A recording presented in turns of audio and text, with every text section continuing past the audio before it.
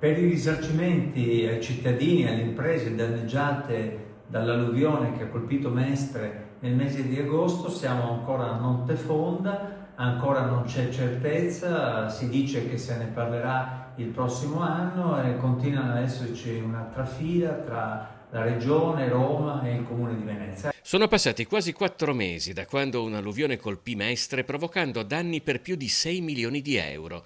E per i risarcimenti non si ha certezza non solo dei tempi, ma nemmeno del loro effettivo stanziamento. Il Comune invia la documentazione in Regione, la Regione la gira alla Protezione Civile Nazionale, la Protezione Civile Nazionale attiva le ispezioni dei tecnici per accertare e poi decidere se dichiarare lo stato d'emergenza.